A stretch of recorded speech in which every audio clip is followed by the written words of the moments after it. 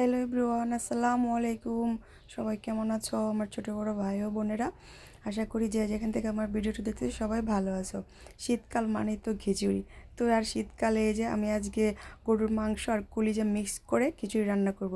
তো এই যে ছোটো ছোটো করে মাংসগুলো কেটে রাখছিলাম যে বুটের ডাল দিয়ে খাওয়ার জন্য, কিন্তু আজকে প্ল্যান চেঞ্জ হয়ে গেছে। তো কলিজা ছিল, কলিজা আর এই যে মিক্স মাংস দিয়ে আজকে খিচুড়ি রান্না করবো। সব কিছু রেডি করে নিয়েছি, চুলায় প্যান বসিয়ে দিয়েছি। তো এখন আমি তেল দিয়ে দিলাম।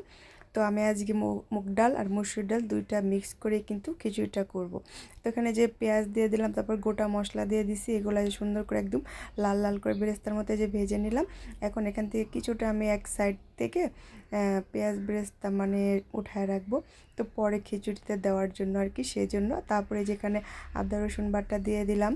তারপরে যে দেখো আদা রসুন বাটাটা একটু ভালো করে ভেজে নিলাম। তারপরে এই যে হলুদ মরিচ ধনিয়ার গুঁড়া সব কিছু দিয়ে দিলাম। তো দিয়ে এখন সুন্দর করে কষিয়ে নিলাম। তারপর এখানে অল্প করে পানি দিয়ে দেবো।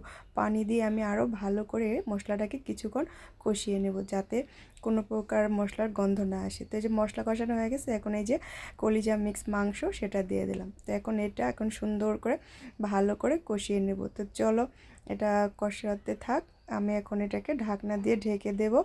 তো মনে মনে ভাবতেছিলাম একটু আলু দিলে ভালো হতো, তারপর ঝটপট করে একটু আলু কেটে নিলাম। তো এই যে একটু আলুও দিয়ে দিলাম, কারণ আলু দেওয়ার কারণ এখানে অনেকগুলো মাংস কলিজা সবগুলা দিয়ে আমি কিছুটা রান্না করব না, কিছুটা আমি তুলে রাখবো যাতে পরে ভাত দিয়ে খাওয়া যায়, সেই জন্য একটু মাংস দিলাম। আর খিচুড়িতে এমনিতেও আলু দিলে ভালোই লাগে। তো কিছু কাঁচামরিচ দিয়ে এই যে ঢেকে এখন এটাকে রান্না করে নেব। তো এই যে মাঝে মাঝে আমি ঢাকনাটা খুলে আবার এই যে নেড়ে চেড়ে দিতেছি। আর আমি লবণ দিতে ভুলে গেছিলাম। তো এই যে দেখো এই যে লবণ দিয়ে দিলাম। তো আমি আদা রসুন বাটার মধ্যে লবণ ছিল, সেই জন্য মানে পরে আর কি লবণটা দিলাম। তো চলো রান্না করে নেই। আর এই যে দেখো কি সুন্দর একদম তেল উপরে চলে আসছে। রান্নাটা কিন্তু অনেকক্ষণ কষিয়ে রান্না করে নিয়েছি।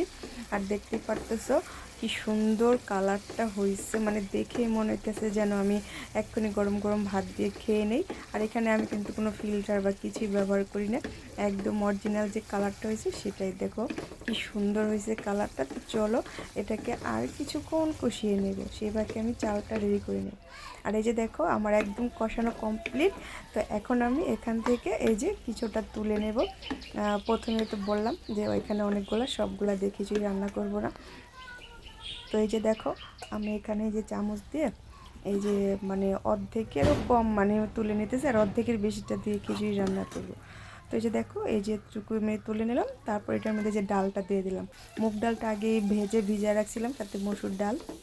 তো দুইটা ডালই আমি সবসময় একসাথে যে কোনো মাংসের সাথে আগে কষিয়ে নিই।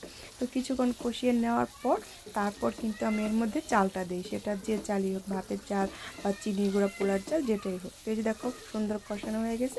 এখন আমি এই যে পোলার চালটা ধুয়ে ঝরিয়ে রাখছিলাম, তো এই যে পোলার চালটা দিয়ে দিলাম। দিয়ে এখন সব কিছু সুন্দর করে আরও কিছুক্ষণ এটাকে কষিয়ে নেব।